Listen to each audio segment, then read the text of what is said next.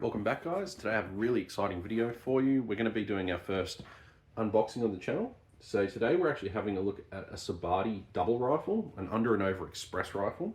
Now, as you can see, it comes in very nice in a greeny case, so shotgun style case, I guess, in this example. So I'm just going to open this up here for you. So with these under and over double rifles, they're basically constructed like an under and over shotgun.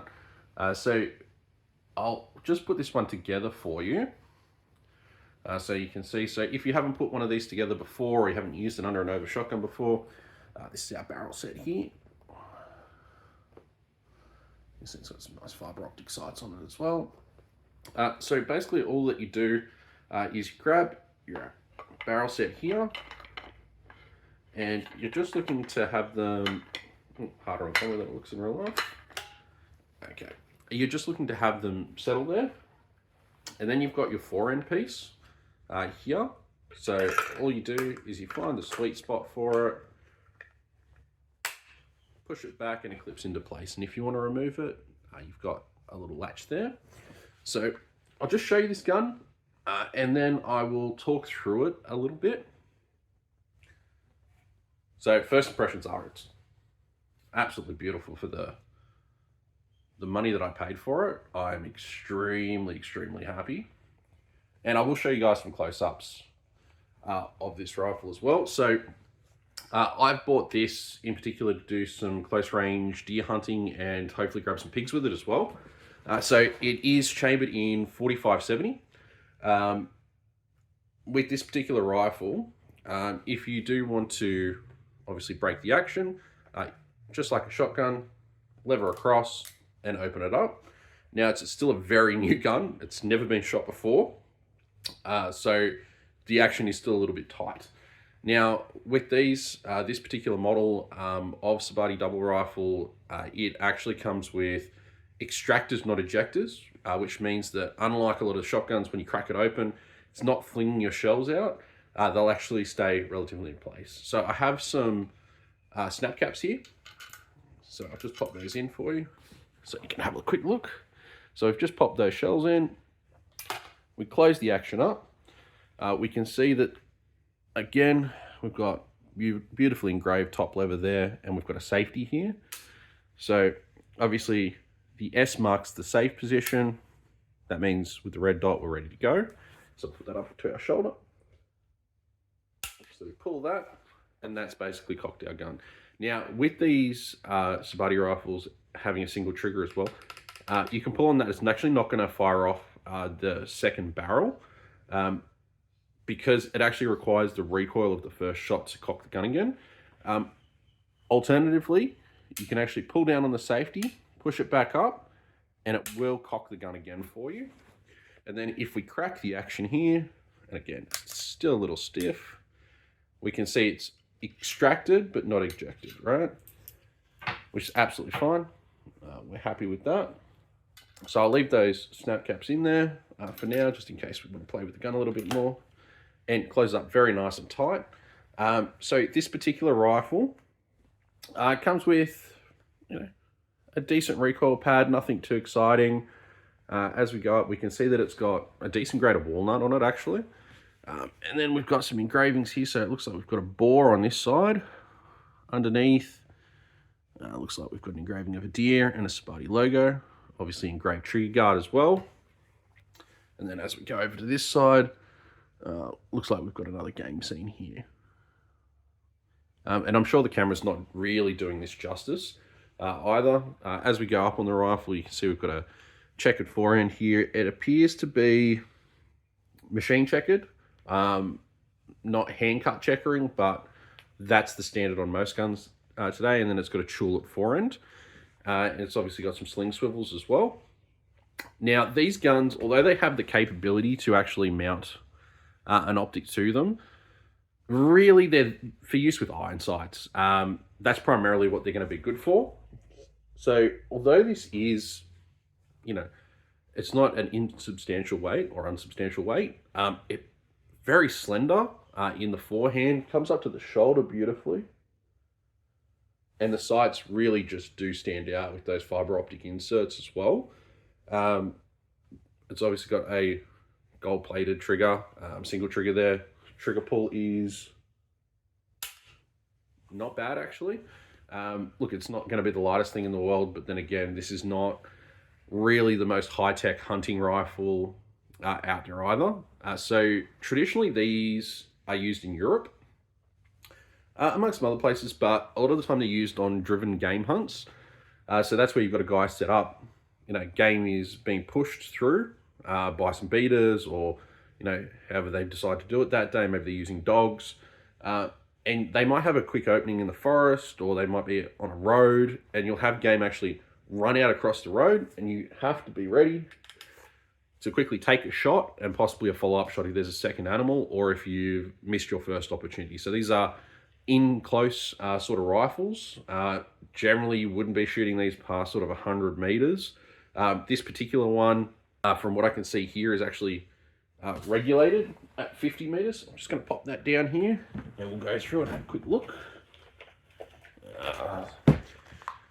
So Sabatti did actually send this to me.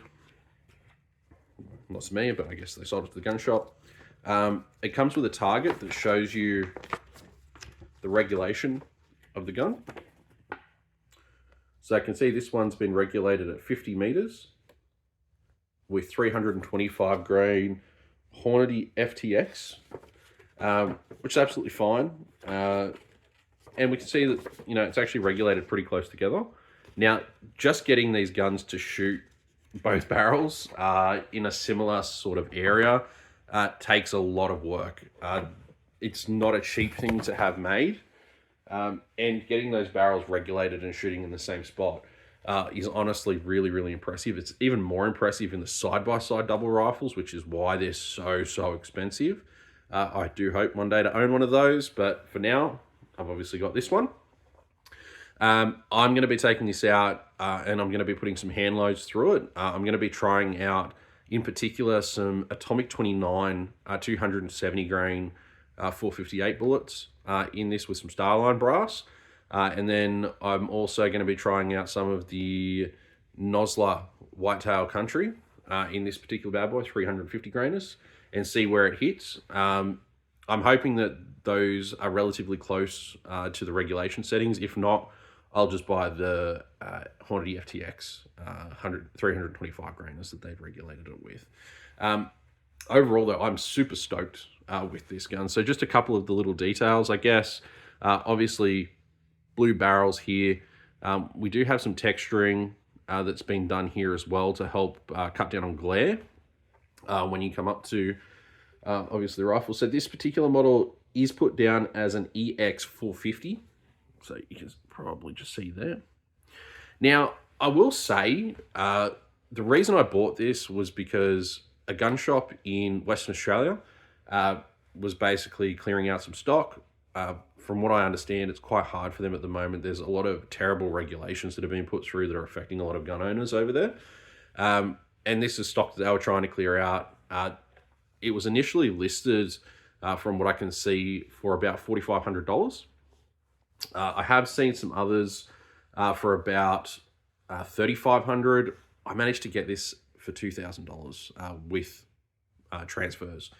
So, I mean, your chance to get into something like this is not every day. There's not too many people actually making these sort of rifles that are available in Australia. You can find some old Winchester Grand Europeans, I think, that had that set up. You'll also see some of the Italian manufacturers and German makers. But generally, you're looking at getting into substantially more money if you're looking to get into something like this. So you're probably looking at, say a Merkel or even a Heim, sort of the high echelon there.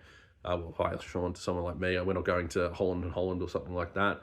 But those just aren't really affordable for an everyday hunting gun.